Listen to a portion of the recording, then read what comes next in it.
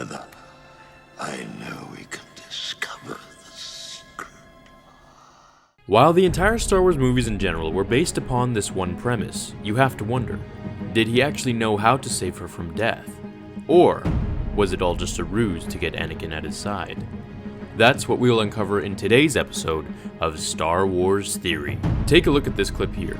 Darth Plagueis was a dark lord of the Sith.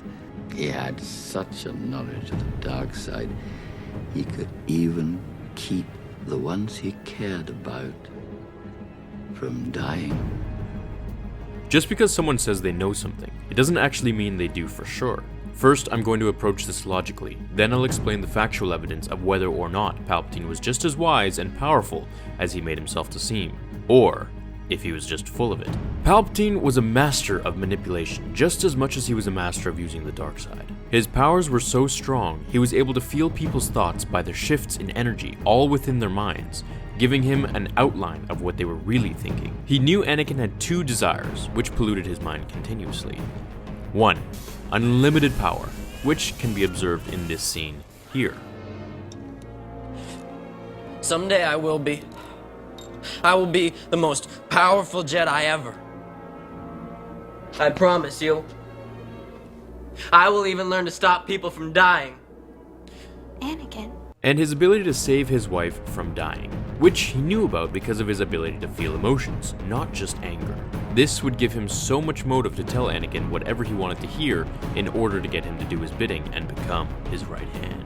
The facts are, he actually didn't know at this time exactly how to cheat death. Let's travel back to the Phantom Menace when Palpatine's master, Darth Plagueis, was still alive.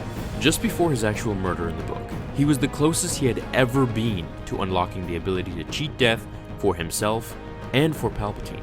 His plans were actually to tell Palpatine everything he knew about this power. At any day now, he would finally learn the most valuable ability and show it step by step to his apprentice, teaching him everything he knew. To Palpatine's impatience, he ended up murdering him in his sleep after getting him extremely drunk. In the years after this event, Palpatine spent all of his time trying to win the Senate and being a hidden Sith Lord, thus hindering his focus to truly finish what his master started. So while Palpatine didn't know how to cheat death, I will say that in the expanded universe, specifically the Dark Horse comics, Palpatine did use essence transfer to shift his consciousness from his old body, primarily through the supply of clones which was kept on Biss. These clones were guarded by loyal dark Jedi and immense genetically altered guards, as well as maintained by a trusted private physician. Unfortunately, the clones were heavily affected by the dark side and not sustained by the Force. Each body he took would age and deteriorate more quickly than the last. Now, while we don't credit the old EU, it is still cool to know about. Anakin's impatience and his gullible perception was his fall. I understand him wanting to save Padme and doing everything he needed to in order to keep her alive, even though you know it was eating him up inside, as you can see here. I will do whatever you ask. Just help me save Padme's life. I can't live without her. And here, where he cries. He is still filled with remorse, however, it's not enough to stop him from his two goals. If he had used logic to examine the situation, to further deeply think, who had been around for over 800 years and was still going strong? Master Yoda.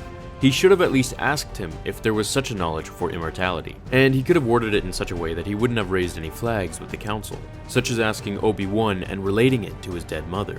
There were many easy ways for Anakin to think about the validity of Palpatine's claims, instead of just blindly following him like a child to a van just because he's promised candy. In conclusion, Anakin did eventually learn how to become immortal, in a sense, as he returns as a Force ghost in Episode 6.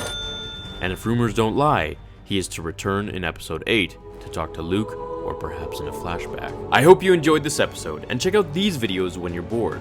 I assure you they'll bring some entertainment. Thanks for watching, my fellow Jedi and Sith friends. See you all in tomorrow's episode of Star Wars Theory. Until then, May the Force be with you.